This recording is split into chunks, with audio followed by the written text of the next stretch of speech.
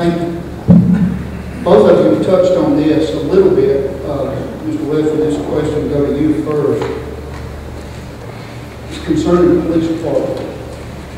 You have talked about expanding the city to bring in a larger tax base.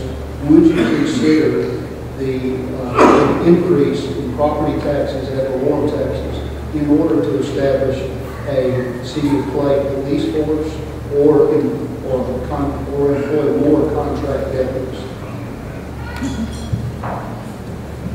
Well, let's first start with the contract deputies. When we first started as Clay, we had 2, and now we're down to 1.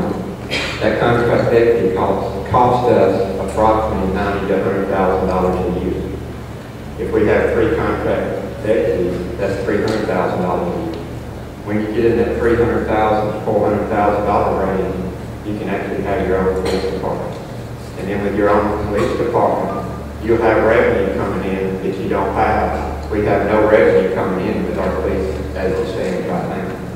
So my goal would be to have that police department. We might have to start small. We might have to start with 2 main police guys and a police chief. Take some of these retired police and let's put them on at a lower pay scale. And they're already trained. Let's let them control our areas. Let's have 4 or 5 police cars in play all the time instead of 1. And then if we have a call outside our police jurisdiction, that deputy's gone. So we have 0. So what was the other part of that question? Would you raise property taxes in order to do that? I tell you what, taxes is a bad thing to say. It's a political thing. Me personally, I would be willing to do that if I got the services for it. But if I was one to raise those taxes, I would want to be guaranteed that you would get those services that pertain to those taxes. And I would like to take that to the community instead of me as a mayor and the city council just saying, yes, we're going to increase your taxes by percentage that we could do with just a budget. I would like to hear that from y'all. I would like to have several community meetings and let's talk about that. Let's see what services we can have with the money that we bring in.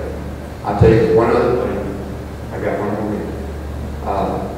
I would love for us to, if we do that, part of that money I would like for it to go into a reserve.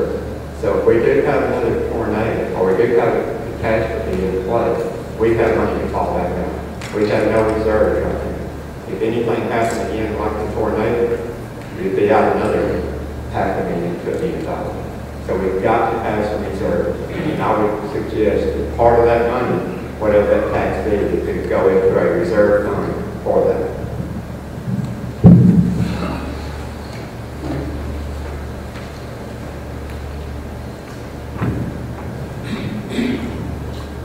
As a 38-year member of law enforcement, I can tell you for a fact it has cost probably $1.5 million to start a police department. You have to have a jail. You have to have a judge. You have to have prosecutors. You have to have all these things. And the liability, ladies and gentlemen, the liability with your own police department is so high. The Jefferson County Sheriff Department has served us well. We couldn't afford to have as many as we want. But I'm sure that we're going to build as we build our revenues up, we are going to have more round the clock deputies to serve us. This eliminates all the liability and all the other headaches that the administration or anybody else would go through. The training, I may have mentioned that, the training with the Sheriff's Department is above anything else in the state. So I think that we are doing fine for the Sheriff's Department. We need to grow. Our contract with them needs to grow. And as we get funds, we can. Now, as far as revenues, I think, as far as having a reserve fund, we were going to have one this year. We had already worked our way up, like I say, between 5 $700,000. I had promised Howard Kosher when I came in this office that we would have a tornado stop there. But we will have a reserve fund to handle any of these emergencies later on.